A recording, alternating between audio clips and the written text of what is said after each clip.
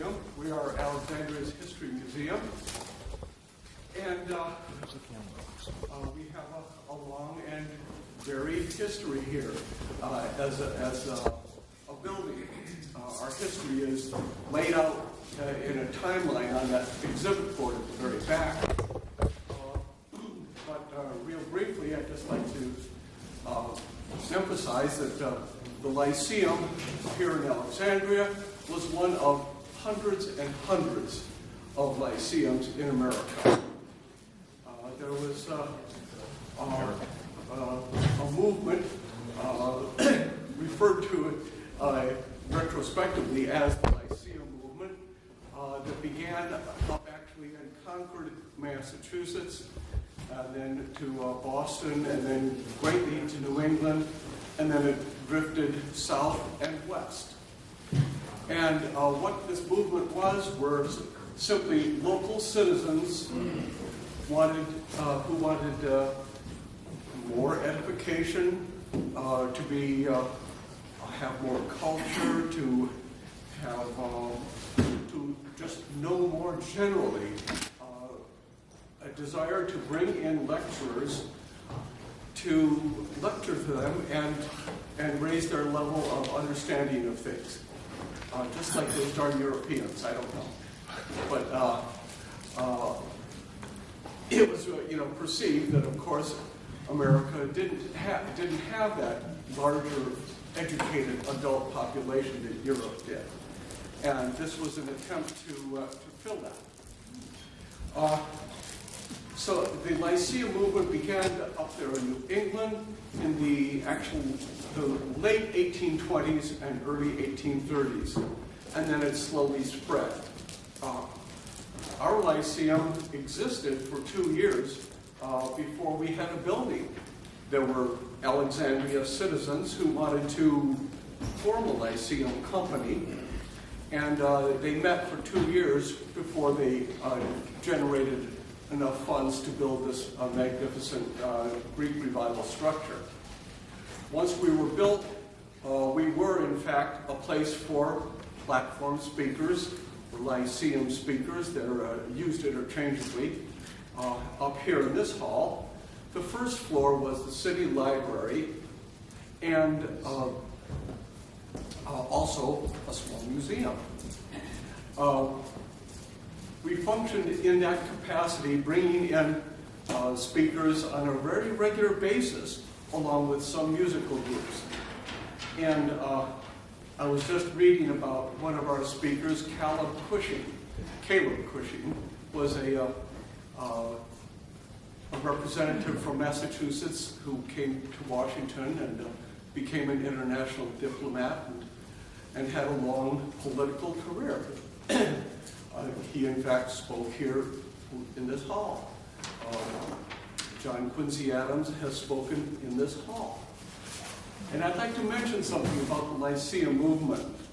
The intention was to have a forum where subjects that were contentious and that people could get very emotional about would be avoided. And from the outset, both politics and religion were considered subjects to not be addressed in the Lyceum. And in fact, they weren't. Generally speaking, there were certainly exceptions. There were, here in this hall, the Alexandria Whig Party would meet.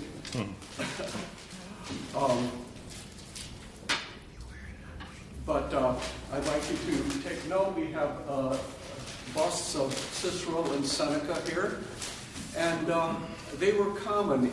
There were common images frequently used in other lyceums. We've had a noted scholar from the 19th century she has written a book on the Lyceum movement, and who are, as I did say, were in fact called platform speakers too. This is a platform, I don't know. And she said these images were often found. They were associated with the movement. Americans kind of adopted the term Lyceum from Greece. The original Lyceum was, in fact, probably the Western world's first college. It was in Athens, and it was created by Aristotle. And he spoke to the young men of Athens, carrying their education to the highest level possible. He developed philosophy and continued Plato's philosophy, and it kind of slowly evolved into Aristotelian philosophy. He spoke about economics and politics and even literary criticism. And this all happened in the garden of Apollo Lyceus. The Greek gods had temples, and the temples had gardens, and it was in fact the garden of Apollo Lyceus, which was chosen by Aristotle to be his Lyceum. Well,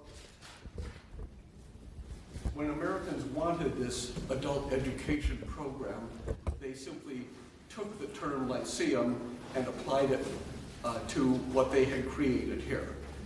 And many cities across America, the adults, in fact, created companies they would call themselves a Lyceum company. Boston, it's a big city, they had 15 Lyceums.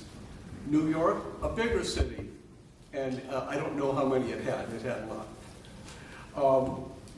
Most of the Lyceums had their own buildings, but not all. We're one of the few.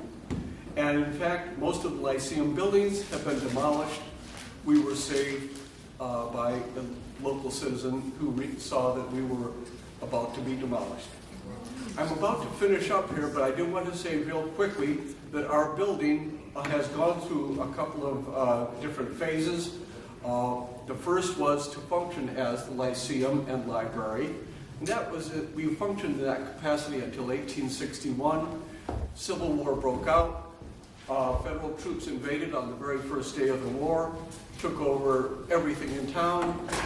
This building became a hospital. Actually, for a very brief period of time, and I don't like to think about this a lot, it was a stable. And then after it was a stable, then it was a hospital. So I can only hope they did a good cleaning job. Because the dormitory had not been developed by that point. Anyway, after the Civil War, in fact, there is a photograph back there of our hospital staff on the front steps. After the Civil War, we became a boys' school briefly, and then we became a private home. And then after 90 years of being a private home, we were boarded up, and pretty soon we went downhill and didn't look very nice at all. And we looked like we should have been demolished. And that's why we were scheduled for demolition, and then we were saved by a grassroots movement to save the building. Well, that's it, folks. I'm glad you're here. This is a special place for you, and we're just really delighted that you are here. Thank you, Bob. Yeah.